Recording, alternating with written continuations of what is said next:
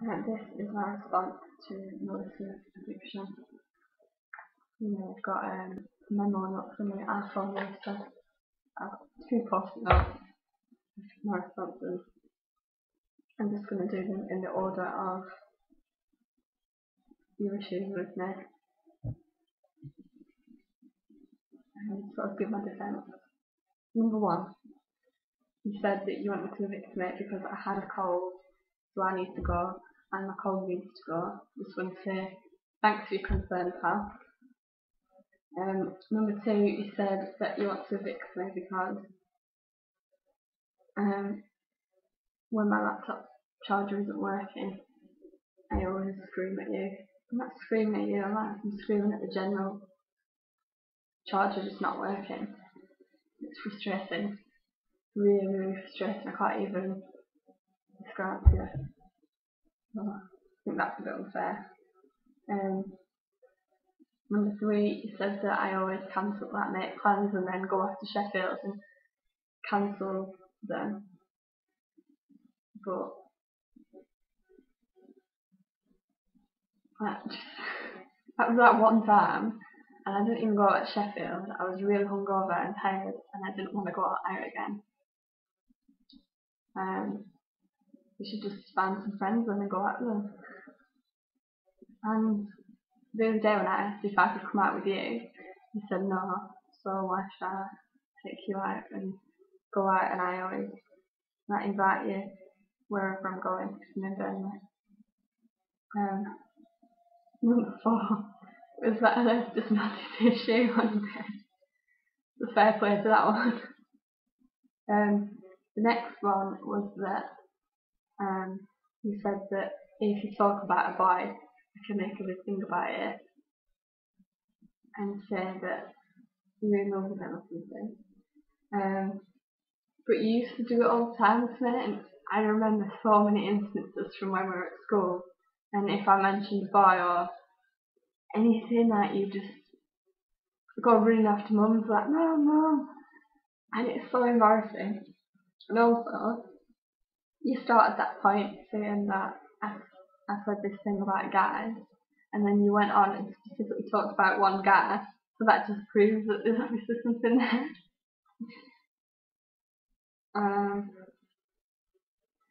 The next one, you said you started on a rant about Darianne, but that just sounds like to me you've got beef with Darianne, to take it up with her and not me, and that's not a reason to evict me.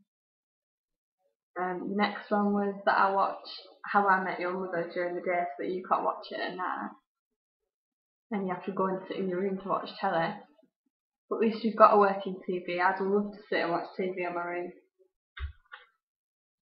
On to the second post-it note. You said that you've got an issue with me going to bed late and leaving the light on because you have to sleep in complete darkness. So my response to that is just get a grip and stop being a diva. Like, it's a bit of light. It's not even the big light that's on, it's a lamp. Tiny little bit coming out of the door. Get a grip. Let me check my eyes.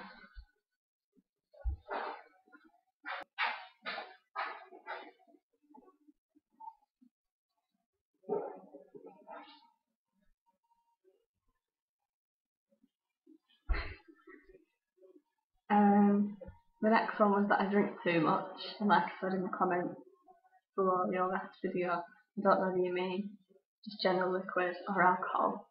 But either way, I don't see how it's got an effect on you, because there you drink them at home anyway. Apart from that one night when I was hungover, too hungover to go out with you, I don't see what your issue is, just because you're a prude. The next point was that I give you a half story, start telling you a story and then say I don't want to talk about it.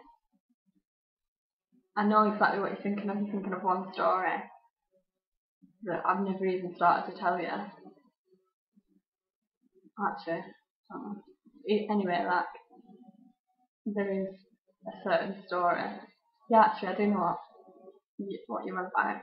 There's one certain story that I don't want to tell you, and I don't tell anyone, so just let me get on with it. I haven't even started the story. It's just when I ask you to turn a certain song off, you start getting all pissy about it. But I've got a genuine reason for not wanting to hear that song, which I don't want to talk about. So I know that that's what you're talking about. If I start a story, I'm not going to end it with I don't want to talk about it.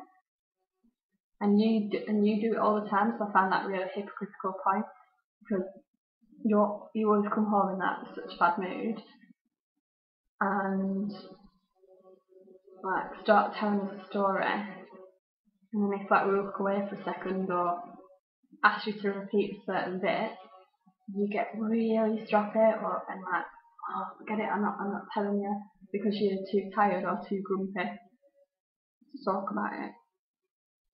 So that's hypocritical.